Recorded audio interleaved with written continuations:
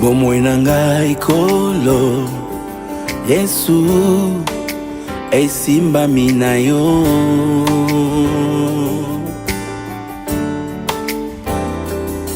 kati na yo nkolo Yesu elonga ezali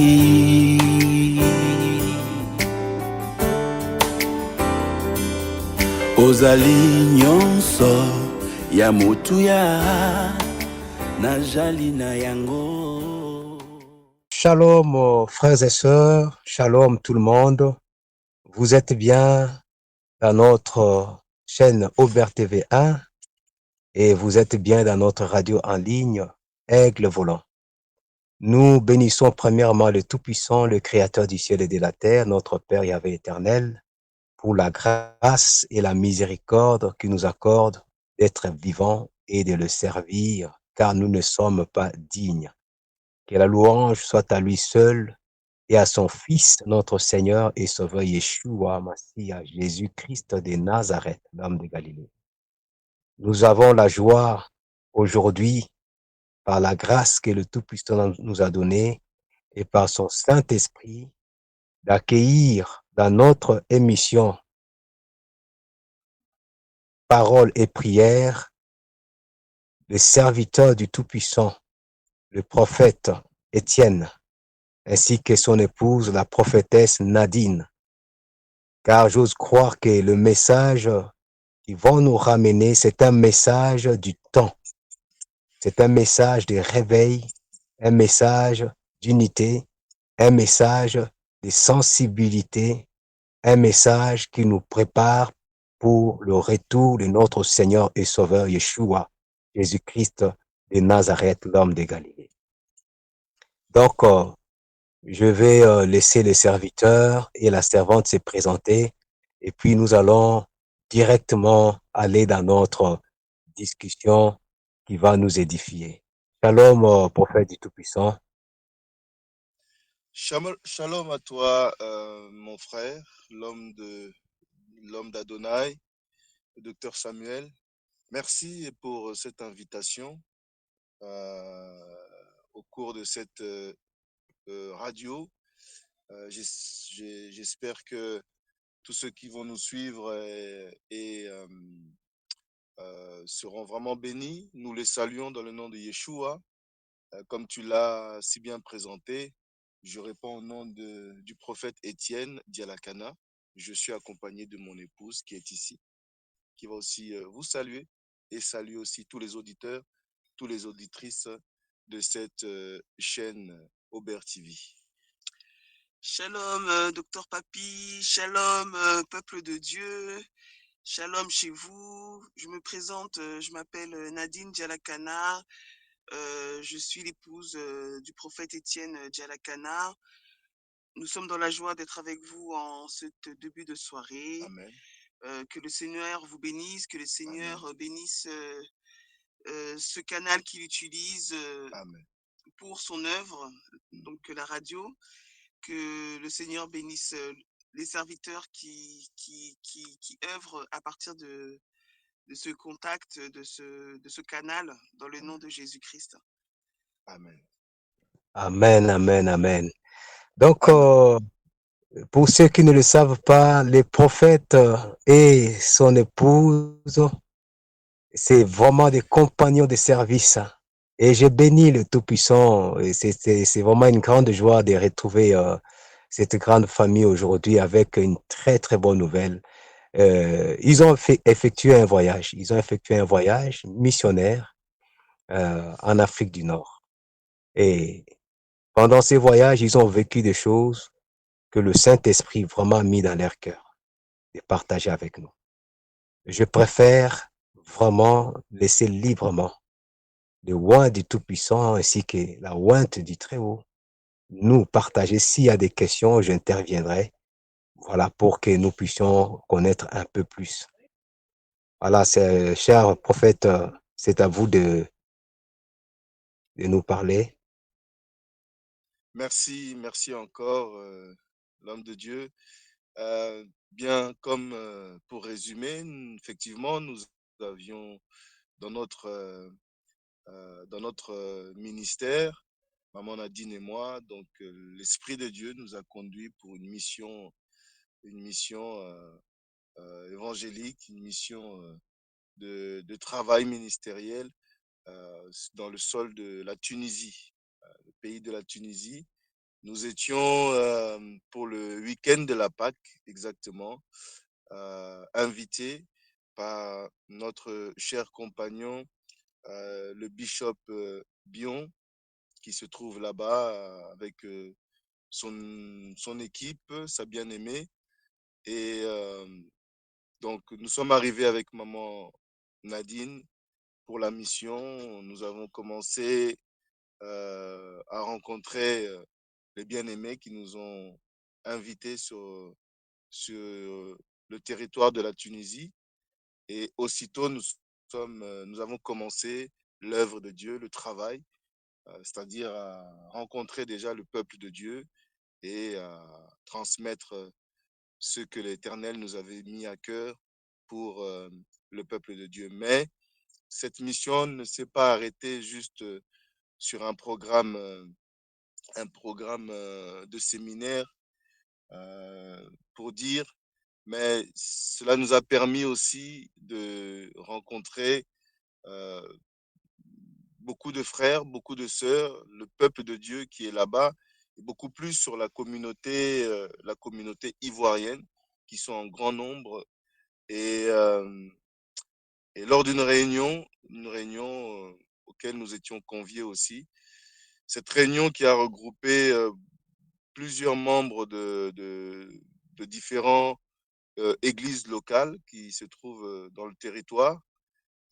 Une réunion qui était dirigée par la FESEP-TU. Alors la FESEP-TU, c'est une fédération qui est composée une fédération chrétienne qui est composée des évangélistes, des évangéliques, des pentecôtistes et des protestants. Donc, nous étions un peu plus d'une dizaine et avec différents hommes de Dieu, des femmes de Dieu également. Et nous avons pu palper au travers de différents échanges et des témoignages que nous avons aussi reçus, palper vraiment la situation que les églises, nos bien-aimés, nos frères et sœurs qui vivent en Tunisie, et particulièrement ceux qui sont d'Afrique subsaharienne, de la persécution qu'ils ont subie il y a quelques mois, quelques semaines. Et pour dire encore, en ce moment, la tension n'est pas encore redescendue.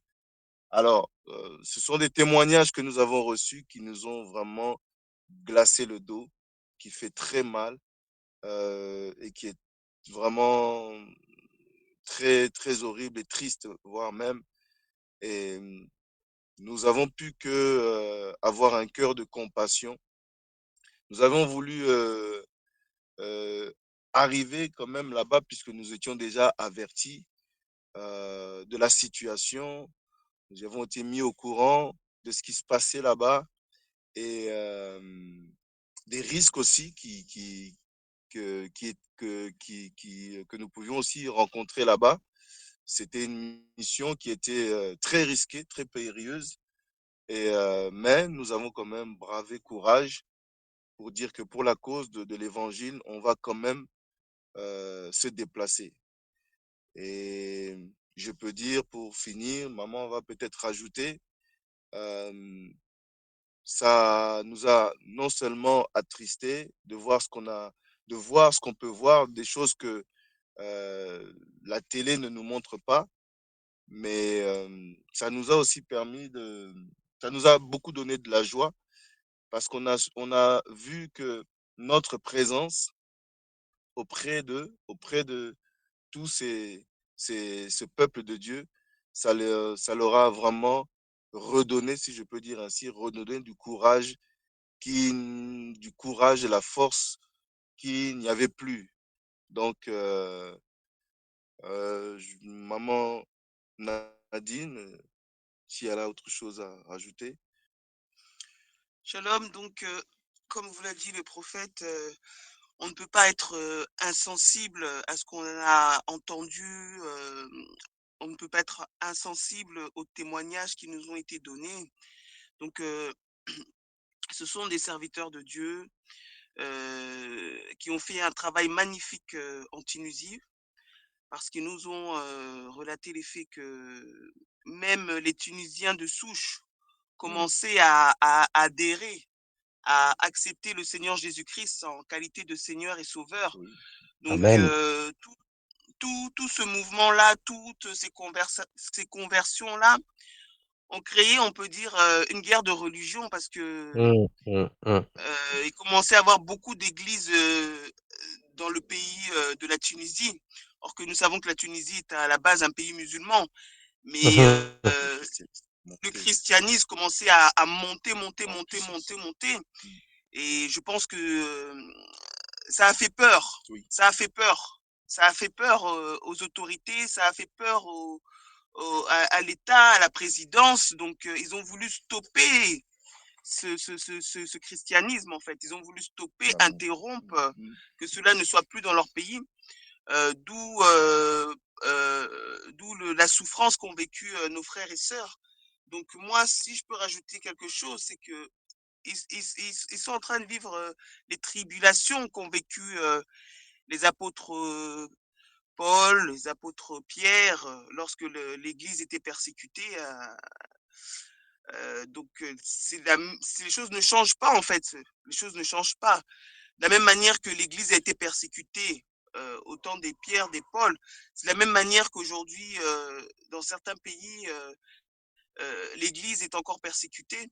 Donc, nous avons été très touchés, prophète Étienne et moi, et à la suite de la réunion que nous avons eue avec nos frères et sœurs, on leur avait dit qu'on allait porter un message de ce qu'on a entendu, de ce qu'on a compris, et afin que, si c'est possible, qu'il y ait quand même un mouvement pour les soutenir, pour les aider, parce qu'ils ont vraiment besoin de soutien, ils ont besoin d'aide. Là, ils aiment le Seigneur, ils nous l'ont dit. Ils ont envie de rentrer dans leur pays, mais c'est Jésus qui les retient à rester en Tunisie. Parce que si c'était eux, ils partent depuis longtemps, mais l'amour du Christ, l'amour de l'évangile fait qu'ils restent en Tunisie, en fait.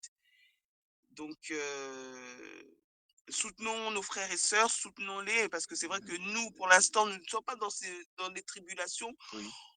On sert encore le Seigneur de manière confortable. Mais un jour aussi, ça va nous arriver. Donc, nous sommes dans l'unité, nous sommes dans le corps du Christ. C'est comme si notre main est touchée, donc on ne peut pas laisser la main souffrir seule. Donc, soutenons vraiment les serviteurs et les servantes de Dieu qui font un travail magnifique en Tunisie. Hein. Vraiment, c'est ce que je peux rajouter. Amen, amen. C'est un message très, très touchant. Moi, quand le prophète Étienne Dialakana m'a parlé de ça, j'étais très, très touché. La preuve en est, je vais rappeler, insister sur deux choses avant d'avancer. Je pense que le prophète n'a pas parlé de ça. La première des choses, quand il m'avait dit, le peuple de la Tunisie ont dit qu'ils reconnaissent seulement l'Église catholique. Mais tous ceux qui restent protestants, évangéliques, pentecôtistes, ils sont pas reconnus. Pourquoi? Parce que c'est eux qui ont ramené le réveil là-bas et ils dérangent. Et deuxièmement, la chose qui m'avait frappé, que j'aimerais bien insister, voilà pourquoi j'ai dit que le prophète ramène un message de la sensibilisation. Le prophète m'avait dit que pendant cette persécution, cette tribulation, ils sont arrivés, ils ont vu le pasteur et le croyant qui dormaient dans un même lieu, dans l'église, ils se lavent là, ils mangent là, ils restent là. Et aujourd'hui, il n'y a pas de division au milieu d'eux entre les évangéliques, les pentecôtistes, les protestants, ainsi de suite, parce qu'ils ont compris que non, ils sont persécutés pour la même personne. Donc, ils ont fait tomber les barrières dénominationnelles. Quand j'ai entendu ça, j'ai dit, ça c'est le message du temps. Ça c'est le message du temps. C'est-à-dire, vous voyez, vous-même, j'insiste sur ça, bien que le prophète n'a pas, c'est lui qui me l'avait dit. C'est pour ça que ça m'a touché. J'ai dit non, il faut vraiment aider que ce message puisse être entendu. Pourquoi? Pendant qu'on est en train de faire cette émission, nous sommes en France. C'est pas encore arrivé ici en France. Mais on est, Tunisie, c'est à 2 heures de la France.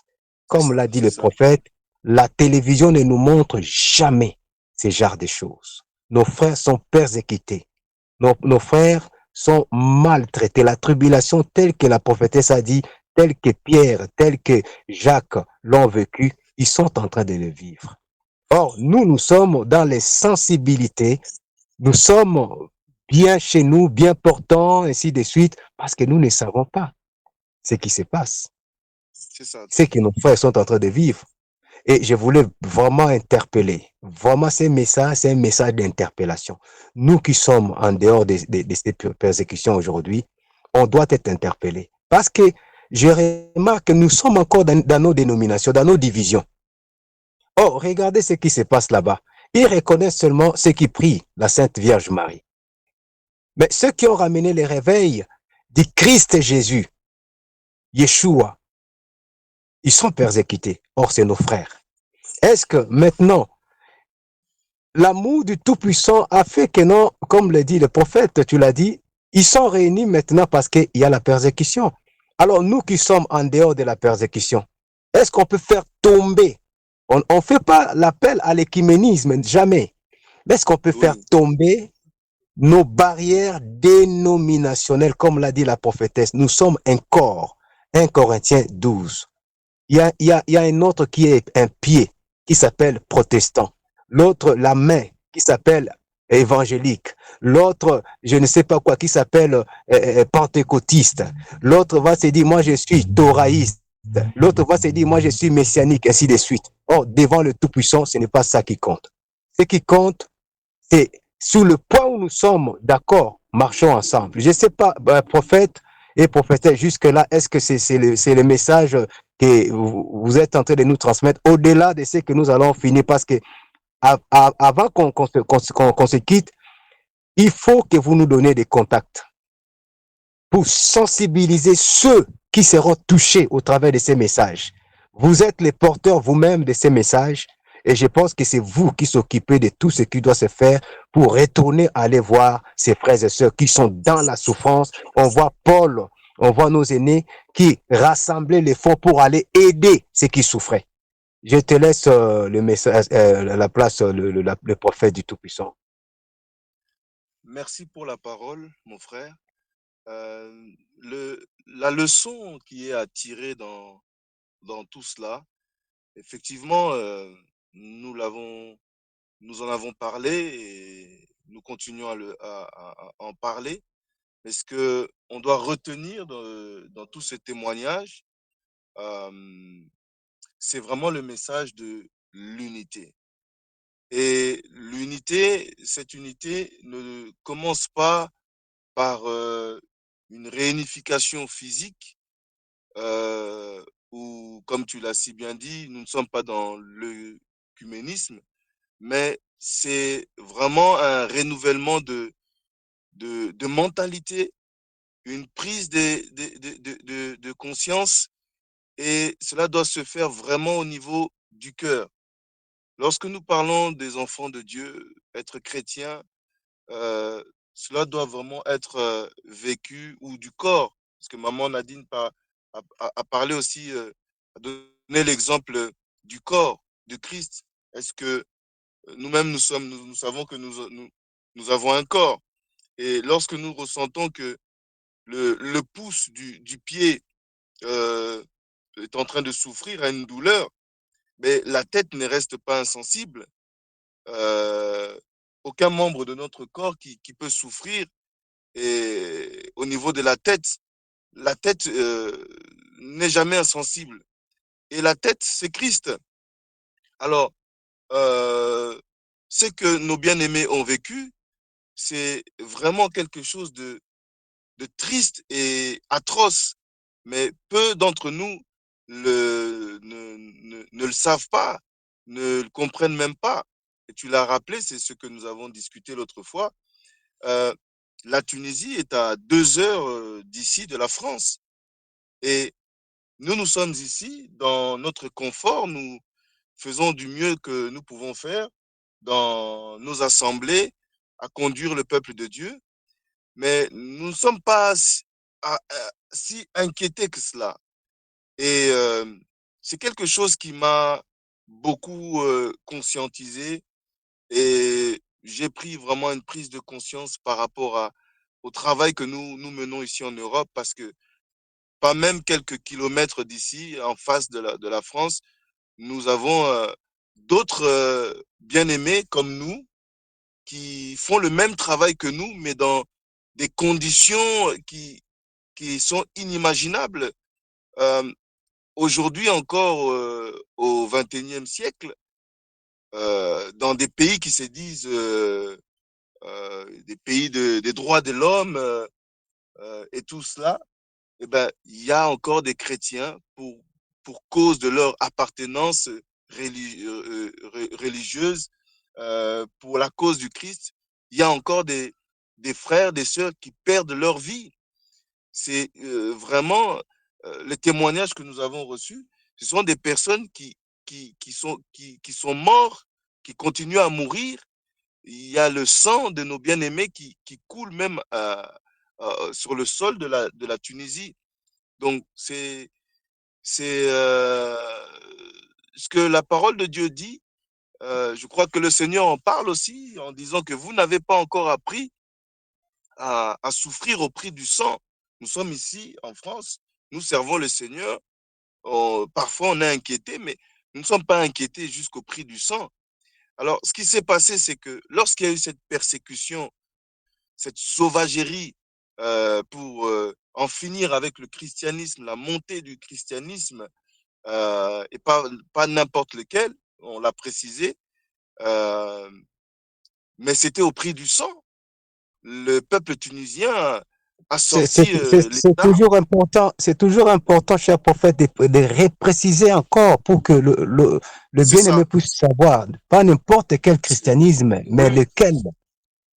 oui, pas n'importe quel christianisme, puisque le pays, le pays de la Tunisie, il n'y a pas que la Tunisie, mais pour le coup, ça a été, on parle de la Tunisie parce que ça a été un marqueur par rapport à ce qui vient de se passer.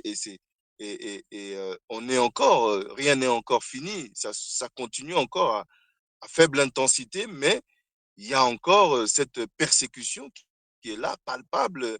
Nous l'avons ressenti hein, dans les rues, nous l'avons ressenti. On sent vraiment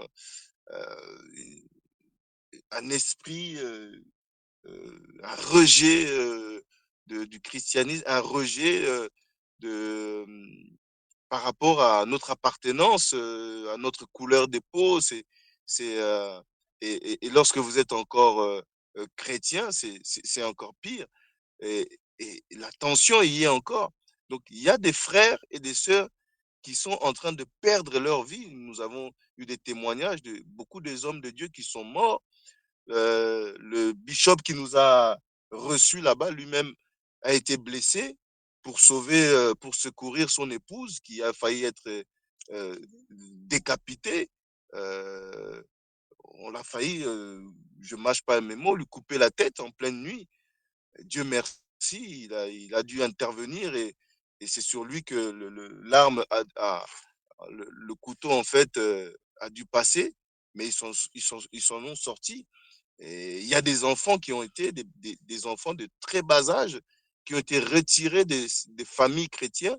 Jusqu'aujourd'hui, il y a des frères, des sœurs qui n'ont pas retrouvé encore leurs enfants. D'autres sont dans les cachots. Ils n'ont pas d'assistance, rien, ni de quoi payer des avocats pour faire sortir leurs frères, leurs amis. Euh, nous sommes encore à l'époque où Pierre était emprisonné et puis l'Église était en train d'intercéder. Amen. Et des cas comme ça, il y en a des milliers là-bas, des milliers. Comme tu l'as rappelé dans notre discussion, il y a eu vraiment un acharnement sauvage.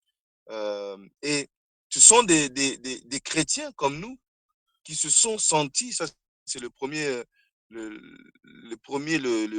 ressenti qui nous ont fait savoir, c'est l'abandon total vis-à-vis de qui? Vis-à-vis de ceux qui sont en dehors de la Tunisie, des autres chrétiens, des autres églises, des autres communautés.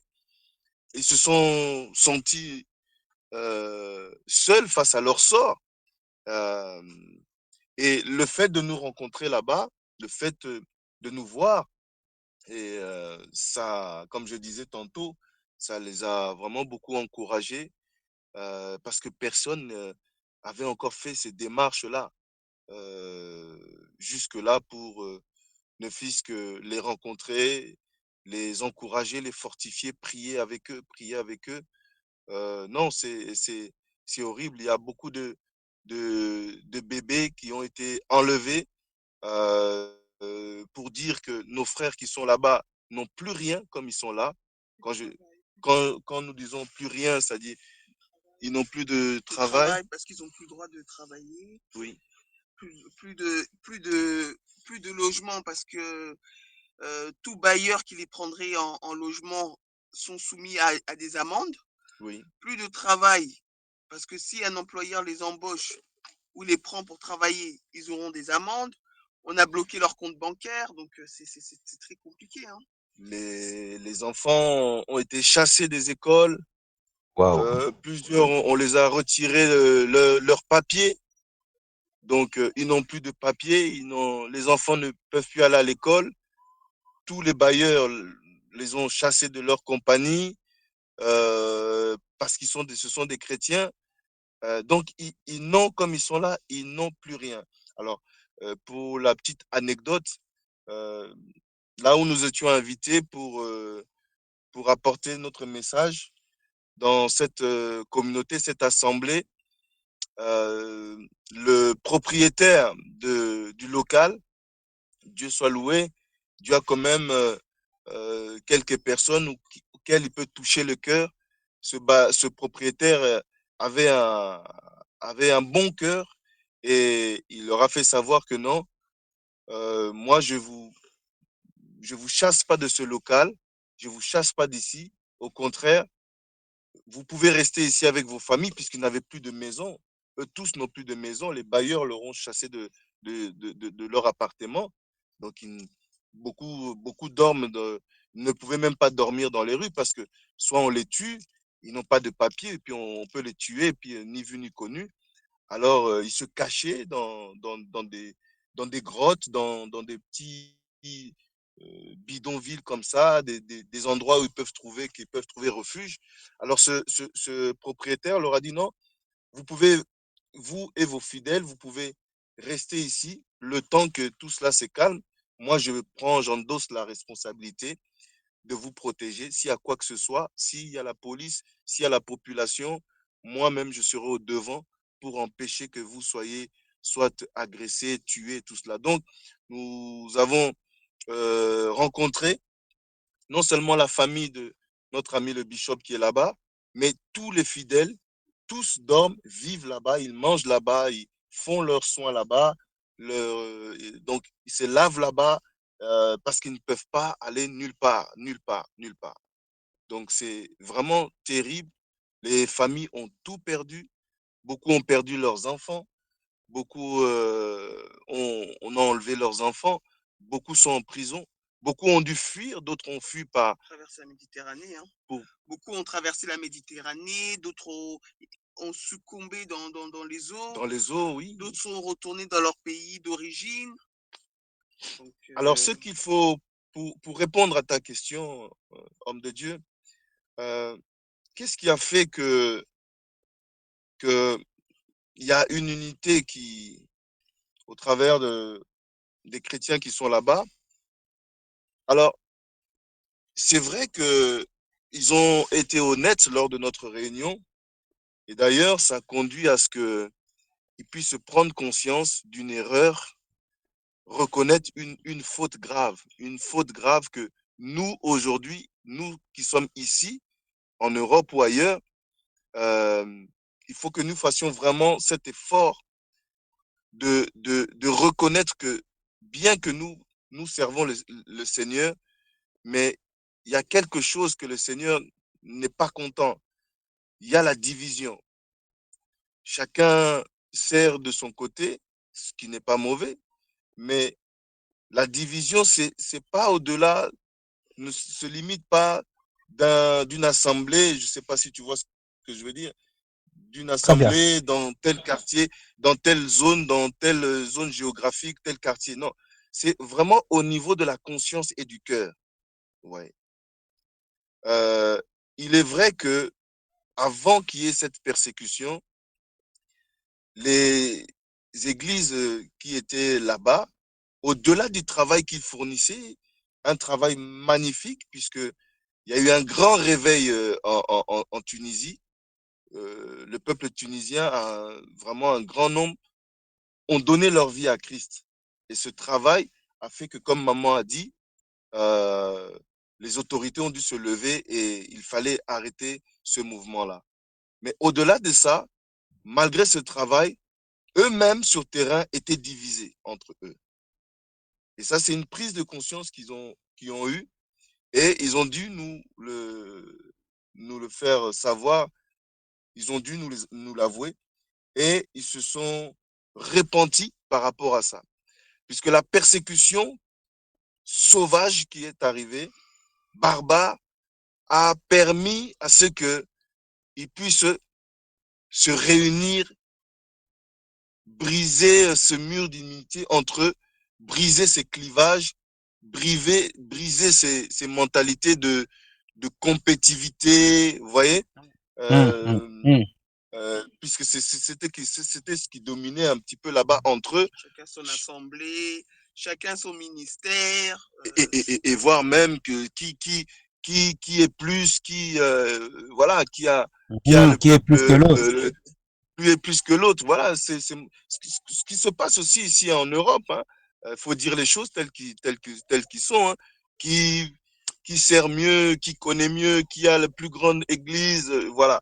Donc ils étaient même là-bas, dans cette mentalité-là, dans cet état d'esprit-là. Et la persécution barbare qu'il y a eu a fait que ces mentalités soient brisées, ces clivages, ces séparations soient brisées. Vous voyez, on a été reçus par cette fédération. Ils ont créé cette fédération, la FECEP, donc qui regroupe, comme je l'ai dit, des églises protestantes, pentecôtistes, évangéliques, et je ne sais plus quoi, sauf catholiques, puisque le pays de la Tunisie ne reconnaît aucune autre église à part l'église catholique. Tout le reste, ce n'est pas une église. Et voire même, c'est l'ennemi même de l'islam. Donc, on peut se poser des questions. Alors, l'église catholique qui est reconnue n'est pas l'ennemi de l'islam. Et tous ceux qui sont ennemis qui ne sont pas église catholique, il faut les combattre, il faut les éliminer, il faut les détruire. Pour la petite anecdote, Madame Chantal, c'est l'épouse de notre ami, le bishop Guillon. La veille, ou même la persécution allait démarrer, cette veille, elle a fait un songe où elle a vu un homme, un géant, et cet homme qui avait une grande, forte autorité, et il va rentrer dans une salle où qui ressemblait à une salle de conseil comme ça, de parlement, et il va libérer une parole pour dire il faut tous les disperser. Il va donner un ordre en disant il faut tous les disperser. Et le lendemain, c'est là que le président du pays va faire une déclaration, et au travers de cette déclaration sur la chaîne nationale, à la fin de cette déclaration, la persécution va commencer. Le peuple musulman va se lever contre tous ces chrétiens. C'est là justement qu'il y a eu cette dispersion-là.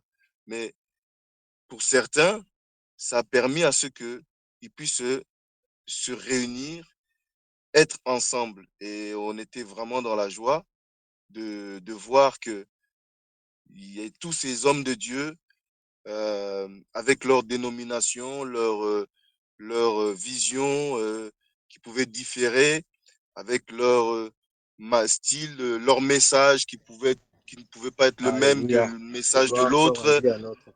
avec leurs enseignements qui pas forcément le même enseignement que l'autre. Tous ces hommes de Dieu, toutes ces femmes de Dieu, avec leur appartenance, avec leurs différences, se regrouper fédérer, là, pour ne pas parler de l'œcuménisme, mais être un, dans un même lieu, dans une même salle, être un, pour manger ensemble, pour boire ensemble, pour prier ensemble. Et ça, c'était merveilleux de voir ça. D'ailleurs, c'était le message aussi par lequel on était venu avec maman Nadine pour leur apporter. On a transmis ce message de l'unité, on a insisté là-dessus. Et un autre homme de Dieu qui était qui, qui avait aussi transmis ce message avant nous. Donc, c'était le deuxième message qu'il recevait de là. Et là, de là, nous avons compris que c'était vraiment la volonté du Seigneur que l'Église en Tunisie puisse être un. Et pour qu'ils puissent comprendre cela, ben, l'Éternel a permis cette persécution, pour ne pas dire heureusement, mais malheureusement, il y a eu ça a été au prix du sang, mais ils ont compris. Et le lendemain de notre retour en France, il y avait même, ils avaient organisé une veillée pour se repentir du fait que ils étaient tous divisés entre eux.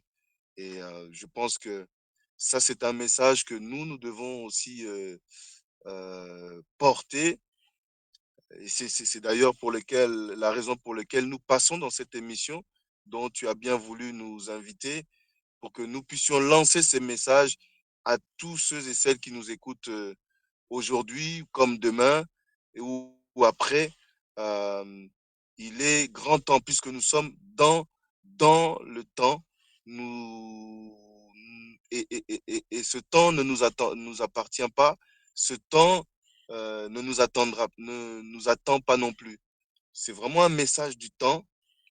Le Seigneur va revenir, comme il est écrit. Le Seigneur, avant même son retour, attend de voir vraiment l'unité dans le corps du Christ. Et cette unité, c'est dans le cœur avant tout. C'est dans l'esprit avant tout. Il est vrai que nous ne pouvons pas demander à ce que nous nous retrouvons tous, nous qui sommes en France ou ailleurs, nous nous retrouvons tous dans une même salle, dans un même lieu. Non.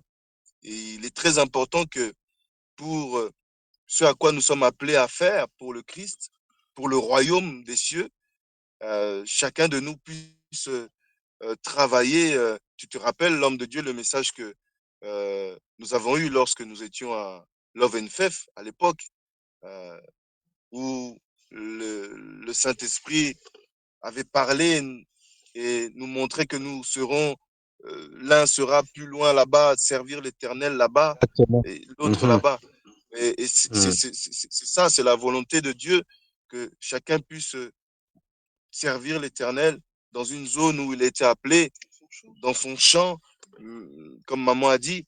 Et lui-même l'a dit qu'il faut aller dans toutes les nations pour faire toutes les nations des disciples. Mais l'unité, prendre et avoir, c'est dans le cœur. Il ne faut pas qu'il y ait de séparation parce que moi, je suis protestant, moi, je suis évangélique. Je ne peux pas aller dans une église messianique. Je ne peux pas me réunir avec les messianiques parce que je suis messianique. Je ne peux pas me réunir avec avec un pentecôtiste parce que je suis même pentecôtiste. Je ne peux pas me réunir avec des protestants et voire même des catholiques. Vous voyez? Voire même avec un catholique. Je ne peux pas discuter, je ne peux pas m'asseoir. Le maître nous a appris ces choses. Le maître nous a appris ces choses. C'est pas des choses que nous rencontrons qui sont nouveaux. Même au temps de la Bible, au temps de Yeshua, dans son ministère terrestre, il y avait ces choses, il y avait ces choses. Il y avait les Samaritains qui ne pouvaient pas se rassembler avec, avec les Juifs. Il y avait ces séparations, mais nous avons vu Yeshua, le Maître, aller chez tout le monde, vous voyez, et parler à tout le monde. Donc, nous devons revenir à nous-mêmes et comprendre que il ne faut pas qu'il y ait des barrières. Maman a dit tout à l'heure, c'est la persécution qui a permis à ce qu'ils comprennent que nous sommes un corps, nous sommes un, et nous ne devons pas être divisés, nous ne devons pas même nous regarder comme si nous sommes indifférents. Non, non, non. Euh, Aujourd'hui, nous sommes ici en France, mon frère. Tu fais un travail formidable là, dans ton champ, là où tu es établi. Nous faisons aussi un travail formidable. Ceux qui nous écoutent le font aussi. Mais le jour où ce que nos bien-aimés ont vécu à 2 heures d'ici, le jour où ça arrivera, ce que je ne souhaite pas, mais Dieu peut tout permettre, mais le jour où ça arrivera, où nous commençons à servir le Seigneur au prix de notre sang, le sang qui coule à cause de la cause de Christ, et c'est là que nous allons comprendre que nous sommes tous importants les uns les autres. C'est à partir de là que nous allons comprendre que, puisque l'homme de Dieu, si tu me permets, tu sais, la persécution ne regarde pas si vous êtes protestant, évangélique, messianique ou autre. Ça Très ne bien. fait pas de distinction. À part peut-être catholique, là-bas, ça a été le cas, mais vous voyez, vous êtes messianique, vous êtes protestant, vous êtes évangélique, vous êtes, si c'est autre chose, quand il y a une persécution, ça ne fait pas la distinction.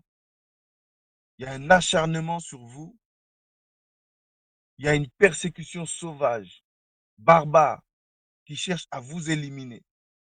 Et c'est à nous de comprendre que, au-delà du protestantiste, au-delà d'être évangélique, au-delà même de la religion, ce que j'ai toujours dit, ce qui est au-dessus même de la religion, c'est les hommes.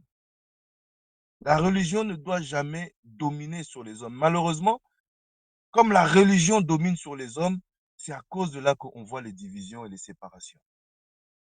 Mais il y a quelque chose de plus grand que la religion, c'est l'être humain. Dieu a placé l'homme, Dieu a mis l'être humain avant la religion. L'homme est plus important que la religion. Quand je parle de l'homme, je ne parle pas simplement de croyants, mais même du non-croyant.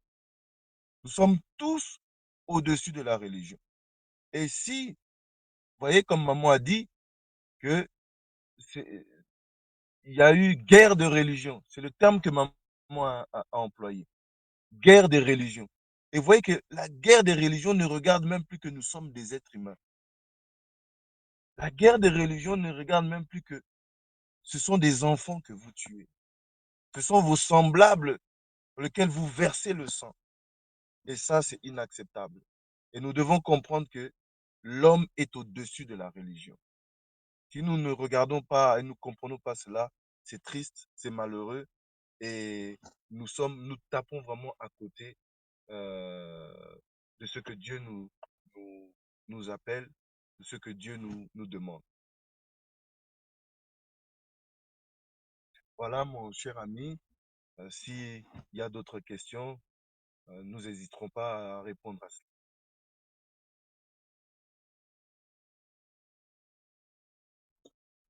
En tout cas, que le Tout-Puissant soit béni. Je pense que nous avons consommé notre temps et que le message a été très, très clair. Que les protestants, les pentecôtistes, les adventistes, le messianique, chaque personne peut prendre sa part pour se réveiller et prendre les choses comme le Tout-Puissant veut réellement qu'on puisse le prendre.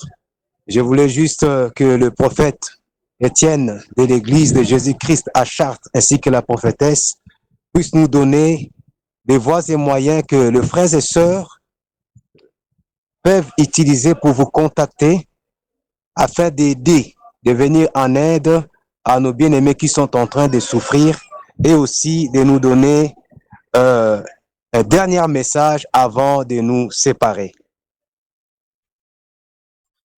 Je vais donner la parole à Maman Nadine pour le dernier message et puis je vais vous communiquer ensuite toutes les informations que vous aurez besoin pour nous contacter et aussi contribuer à cette aide que ensemble, je dis bien ensemble, nous pourrons mettre pour aider nos frères et sœurs. Il faut vraiment comprendre que nous sommes un corps et ce sont vraiment nos frères, ce sont vraiment nos sœurs, nos compagnons qui sont en train de souffrir. Il ne faut pas être indifférent par rapport à cela. Parce que dans le mystère du corps, les disciples avaient posé un jour là, il était question dans les évangiles où le maître faisait savoir à ses disciples, j'avais faim, vous m'avez pas donné à manger, j'avais soif, vous m'avez pas non plus donné à manger, et, euh, et ainsi de suite. Et les disciples ont répondu, mais maître, pendant quel moment nous t'avons vu avoir faim et on t'a pas donné à manger? À quel moment, à quelle période nous t'avons vu avoir froid et ne t'avons pas donné de quoi te revêtir? Et le maître va leur faire savoir que non, à tous et aux plus petits même de ces personnes à qui vous avez fait ce genre de choses, c'est à moi que vous avez fait cela. Et il me revient encore en mémoire où sur le chemin de Damas, Paul, qui n'était pas encore converti au Seigneur, on dira qu'il respirait le meurtre. C'est ce que nos bien-aimés ont vécu là-bas. Le peuple tunisien respirait vraiment le meurtre et il s'en allait pour persécuter les disciples de Yeshua. Mais chemin faisant, Yeshua va lui apparaître et il va lui dire à 3 reprises, Saul, Saul, Saul, pourquoi tu me persécutes-tu? Donc, la persécution qu'il y a eu sur nos frères, c'était Christ qui était persécuté. Ça, c'est le mystère du corps. Donc, lorsque nos frères sont persécutés là-bas, c'est nous aussi qui sommes persécutés. Donc, nous, c'est indifférent par rapport à cela. Maman va certainement donner un dernier mot pour sensibiliser, pour peut-être parler de cette unité. Je lui donne la parole. Donc, comme je disais tout à l'heure, on ne peut pas on peut pas rester insensible face à tous ces témoignages que nous avons entendus. Nous les avons entendus, nous les avons compris. Lorsqu'on était en réunion avec les bien-aimés, ils nous ont fait part de leurs problèmes financiers. Faut être vrai, faut être vrai.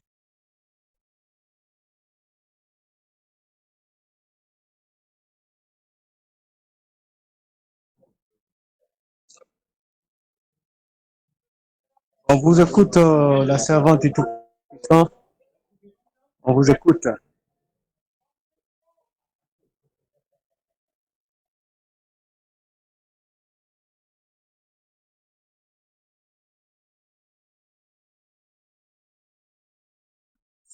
C'est nos frères, c'est nos sœurs, ce sont nos compatriotes de service. Ce problème est également le nôtre. Mais je sais qu'également, à la fin de notre réunion, lorsque moi j'ai fini de parler avec eux, je leur ai dit, écoutez, nous, on va apporter un message, mais nous, vous, on vous demande de prier pour nous, afin que lorsqu'on parlera, que le Saint-Esprit convainc les cœurs. Parce que c'est le Saint-Esprit qui touche le cœur. Et voilà comment je peux clôturer.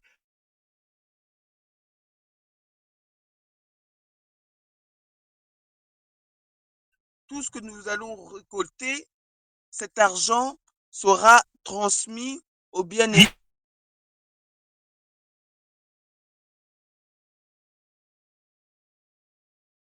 ont été bloqués. Donc, ils sont vraiment, vraiment, vraiment, vraiment, vraiment, vraiment dans une très grande difficulté. Soutenons-les avec un cœur sincère, avec l'amour du Christ, comme Christ nous demande de faire. C'est comme ça qu'on doit faire les choses, avec l'amour du Christ, avec l'amour du Christ, comme Christ nous demande d'être. Voilà comment on doit faire pour aider et soutenir le peuple, les serviteurs et les servantes de Dieu qui sont là-bas en Tunisie, comme le faisait aussi au temps des apôtres, ils se soutenaient tout le temps. On nous dit que chacun vendait ses biens qu'il possédait pour l'Église. Que le Seigneur vous bénisse. Moi, je conclus comme ça. Oui, Tout pour puissant. finir, Et nous laissons la dernière je voudrais parole encore pour insister. le prophète Étienne, qui va clore le grand message de ces jours. Oui, pour clore, juste insister, rappeler à tous ceux qui nous suivent, vraiment, Maman Nadine l'a dit, nous avons demandé au bien-aimé de prier pour nous, de prier pour Maman Nadine, de prier pour moi, à ce que le message qu'on aura amené ici en Europe, ceux qui pourront l'entendre, cet appel, eh ben, que vous puissiez être vivement touchés pour pouvoir nous assister, nous aider à ce que nous puissions ensemble aider la communauté chrétienne qui se trouve en Tunisie, qui se trouve en souffrance en Tunisie. Il y a vraiment une souffrance. Beaucoup sont emprisonnés. On n'a pas les moyens financiers de prendre un avocat, de chercher à les sortir de là. Des enfants sont disparus. On n'a pas les moyens de faire des recherches, de les aider. Beaucoup n'ont pas de quoi même acheter à manger. Dans les magasins, on les refuse on refuse même qu'ils achètent de quoi manger. Donc, vous pouvez voir cette condition qui est inacceptable. Donc, nous vous demandons vraiment, par compassion et par amour du Christ, comme nous avons aussi été touchés. Nous n'avons pas grand-chose, nous n'avons pas grand-chose. Mais le peu que nous avons, associé avec ce que vous pouvez avoir, nous savons que ça pourra aider des enfants, aider nos frères, nos sœurs dans la souffrance. Alors, si vous voulez vous joindre à nous, à cette grande aide, vous pouvez tout simplement nous faire un mandat, soit par, je pense, Western Union, au nom de Dialakana. Dialakana, ça s'écrit D comme Daniel, I-A, L comme Laurence, A, K, N comme Nadine et A à la fin. Dialakana, Étienne. Vous pouvez nous envoyer ce mandat avec ce que vous pouvez avoir et ce que nous allons réunir.